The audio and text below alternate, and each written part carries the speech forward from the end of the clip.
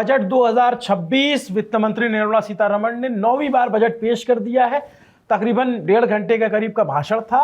Budget में उन तमाम पहलुओं पे उन्होंने अपनी बात रखी जो हर बार बताया जाता है, टैक्स से लेकर के जो इंफ्रास्ट्रक्चर में इन्वेस्टमेंट होना है या फिर जो नई योजनाएं हैं या फिर जो पुरानी योजनाएं चल रही हैं उनको लेकर के लंबा चौड़ा भाषण रहा उनका, और उस भाषण में उन्होंने एक एक जानकारी दी। लेकिन सवाल ये है कि बजट के आने के बाद सेंसेक्स धड़ाम क्यों हो गया है, सेंसेक्स बुरी तरीके से गिर रहा है और इसके पीछे की क्या वजह है, बजट में ऐसा क्या ऐलान कर दिया गया है या बजट में ऐसा क्या अनाउंस हुआ है जो सेंसेक्स को हजम नहीं हो रहा है, जो शेयर मार्केट को हजम नहीं हो रहा है। हमारे साथ टैक्स एक्सपर्ट और सीए मनीष सिन्हा जी हैं। मैं सर आपसे यही जानना चाहूँगा, नमस्ते, न्यूज़ पेज पर आपका स्वागत है। क्योंकि देखिए बजट इतना जटिल विषय है ना सर, हमारे जैसे आम आदमी को समझ नहीं आता, इसीलिए हमको चाहिए होते आपके जैसे विद्वान जो हमको समझा सकें कि भाई ये जो आज आई थी निर्मला जी और अंग्रेजी में पूरा बता के गई हैं, इसका हिंदी में लब्बो लुआब क्या है। तो मैं बारी बारी से हर सेक्टर के व्यक्ति से, मेरा जो दर्शक है सर वो मैं ऐसा मानता हूँ कि कानपुर से लेकर कैलिफोर्निया तक बैठा है, तो हर व्यक्ति की से जुड़ी चीज़ मैं आपसे पूछ लूँगा। लेकिन पहले मुझे थोड़ा ये बताइए, ये सेंसेक्स इतना बड़ा क्यों गिर रहा है?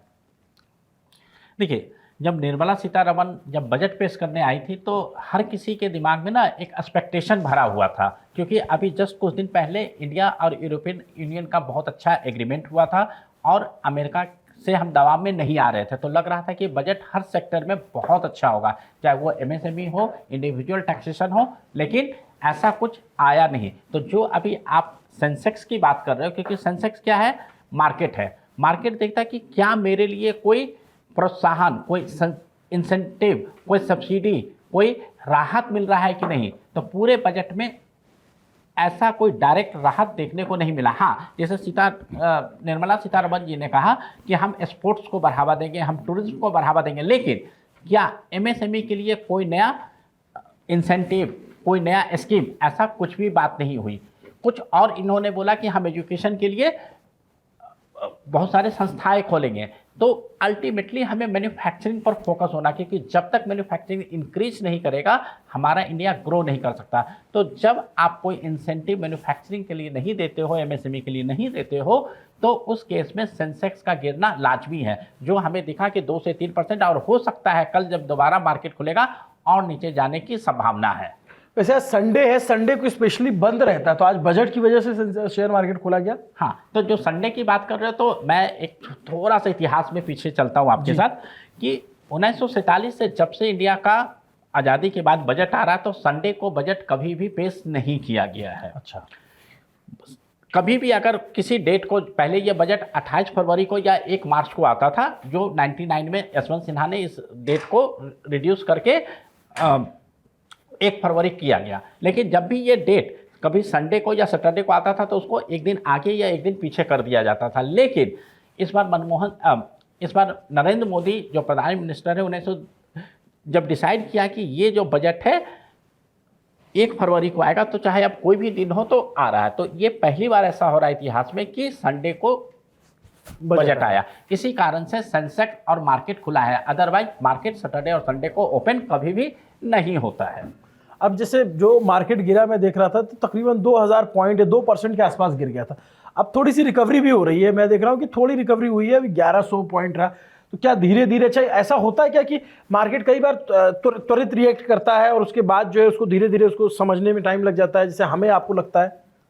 जैसे मैंने आपको बोला कि कोई डायरेक्ट इंसेंटिव एमएसएमई या किसी इंडस्ट्री को नहीं मिला, लेकिन इनडायरेक्ट वे में अगर हम देखते हैं, जैसे इन्होंने अनाउंस किया कि कैंसर की बहुत सारी दवाई को हमने इंपोर्ट फ्री कर दिया है, तो इससे नहीं कहीं ना कहीं इंडिविजुअल को फ़ायदा होगा, जो बाहर से ड्रग्स आता है उसमें जो जितने भी ट्रेडर्स है उसको फ़ायदा होगा। और जब आप एजुकेशन को बढ़ावा दे रहे हो, टूरिज्म को बढ़ावा दे रहे हो, तो होटल इंडस्ट्री आएगी। तो बहुत सारे सेक्टर, जब मार्केट को लगता है कि हाँ डायरेक्टली तो कुछ नहीं मिला, लेकिन इनडायरेक्ट वे में कुछ न मिलता है। जैसे टूरिज्म की मैं बात करता हूँ, आप यूपी और बिहार की बात कर लो, जो इन्होंने बोला कि हम बुद्ध सर्किट ओपन करने वाले हैं नॉर्थ ईस्ट में, लेकिन बुद्ध का जो सबसे बड़ा चीज़ है वो आपका यूपी और बिहार है जी।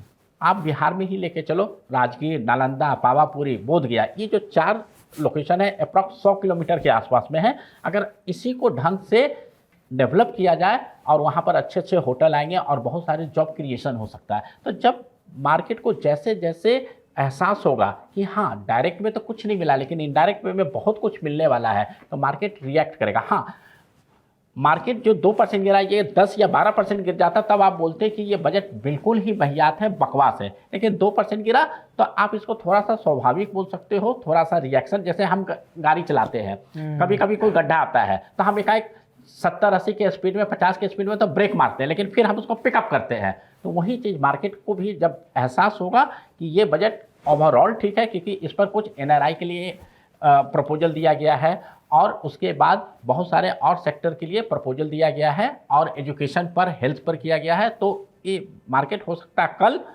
आगे रफ्तार पकड़े। सर, जैसे इस देश में जो बजट आता है, मुझे लगता है 2 ही तरीके का बजट होता है। जो सत्ता पक्ष है उसका बजट होता है ये राष्ट्र निर्माण का बजट है, ये देश की प्रगति का बजट है। और जो विपक्ष होता है उसके लिए होता है कि इसमें गरीबों के लिए कुछ नहीं है, मिडिल क्लास का हाथ फिर खाली रह गया और ये पूंजीपतियों का बजट है। 2 ही परिभाषाएं बजट की पक्ष और विपक्ष से मिलती है। मैं आपसे जानना चाहता हूं कि इस बजट को आप कैसे देखते हैं? ये बजट आम लोगों के फायदे में है या फिर सिर्फ जो है टच एंड गो करके निकल जाएगा? जैसा अभी आपने बोला कि सत्ता पक्ष और विपक्ष, जब आप बजट शुरू होने से पहले जब विपक्ष के किसी का भी बात सुन देखे होंगे स्टेटमेंट, हर कोई बोल रहा था कि इस बजट में कुछ नहीं मिलेगा, क्योंकि विपक्ष के लोग हैं उनको बोला। और वहीं पर जो सत्ता पक्ष के नेता थे, कोई भी हो, चाहे वो मंत्री हो, सांसद हो या सत्ता पक्ष वाला, हर कोई बोल रहा था कि बहुत अच्छा बजट होगा। लेकिन सिर्फ बोलना अच्छा या खराब हमें पता चलता है जब बजट का भाषण कंप्लीट हो गया उसके बाद। तो जब बजट का भाषण कंप्लीट हो गया तो हम देखते हैं कि यहाँ पर बहुत सारे नए नए सेक्टर को इम्प्रूवमेंट किया जा रहा है। जैसे हेल्थ हो गया, मेडिकल टूरिज्म पर हम बात कर रहे हैं, आपका बुद्धिस्ट टूरिज्म की बात कर रहे हैं, उसके बाद हम बहुत सारे इंस्टीट्यूट पर बात कर रहे हैं, जो कि आपका एक तेजपुर और रांची में मेंटल हेल्थ इंस्टीट्यूशन खोलने की बात हो रही है।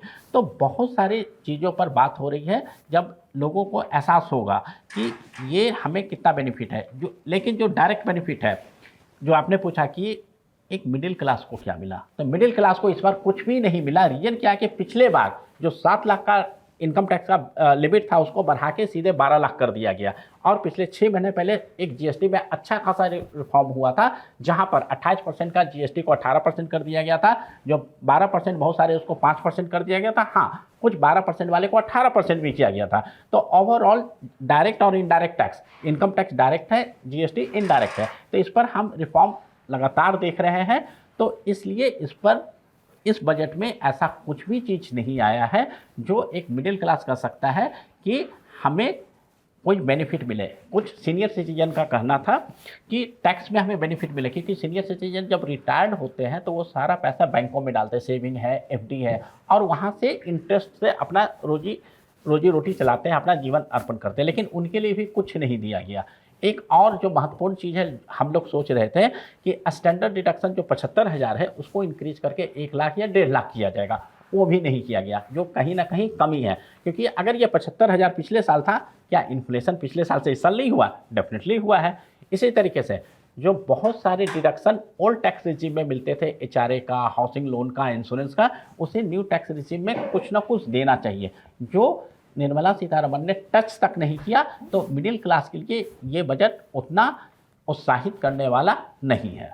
सर, मैं अगले टॉपिक पे चलूँगा, लेकिन मेरी दिलचस्पी ये जानने में भी है कि ये मार्केट जो है जिस तरीके से रिएक्ट कर रहा है, ये आने वाले टाइम में बढ़ेगा, ऊपर जाएगा, या फिर घटने के चांस, गिरने के चांसेस हैं? नहीं, मार्केट अप जाएगा। इसमें जैसे एक इन्होंने अनाउंस किया है कि हम डाटा सेंटर और क्लाउड सेंटर 2047 तक टैक्स हॉलीडे देंगे।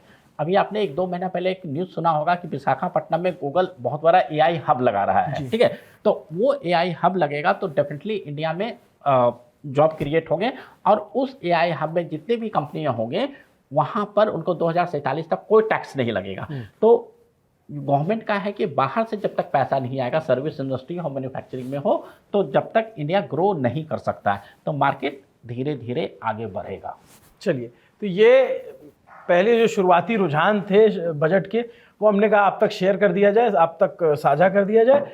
इसके बाद बारी बारी से सर हमारे साथ हैं और बारी बारी से हर सेक्टर के बारे में सोचेंगे, क्योंकि मेरा इंटरेस्ट बहुत ये है कि शिक्षा के बजट में क्या सुधार हुआ है, क्या बदलाव हुआ है। मेरा बहुत इंटरेस्ट है ये जानने में कि स्वास्थ्य का बजट जो है, स्वास्थ्य का इंफ्रास्ट्रक्चर है, उसको कितनी गति दी जा रही है। और सबसे ज़्यादा इंटरेस्ट मेरा है कि क्या ये सरकार पॉल्यूशन को लेकर के कुछ चिंता में है, उसको लेकर के बजट में कोई आवंटन किया गया है, क्योंकि जिस दिल्ली में बजट अनाउंस किया गया है वो दिल्ली आज के देश में, आज के टाइम पे देश का सबसे पोल्यूटेड शहर है और उसके आसपास के जितने इलाके हैं वो पॉल्यूशन की भयंकर मार झेल रहे हैं। इससे ना सिर्फ लोगों को आने वाले टाइम में बहुत गंभीर बीमारियां होंगी बल्कि हो ही रही हैं और जान माल दोनों का नुकसान है। इस पर सरकार ने कोई चिंता व्यक्त की नहीं। मैं अगले वीडियो में सर से पूछूंगा आपको ये वीडियो कैसा लगा, कमेंट करके जरूर बताइए। उम्मीद करता हूँ कि ये आपको जानकारी सही लगी होगी। ऐसे ही छोटे छोटे वीडियो में हम बारी बारी से आप तक सारे सवालों के जवाब ले आएंगे और जो सवालों के जवाब इस वीडियो में नहीं मिला आप प्लीज़ कमेंट कीजिए ताकि हमें भी पता चले कि हाँ इस सवाल का जवाब खोजना है, क्योंकि बजट अब हमने डाउनलोड कर लिया है। बजट की जो कॉपी है वो आ गई, ऑनलाइन उपलब्ध हो रही है, उससे हम और पॉइंटर निकाल कर आप तक पहुंचाते रहेंगे। नमस्ते, अभिनव पांडे नाम है मेरा। न्यूज़ प्रिंस देखते रहिए, शुक्रिया।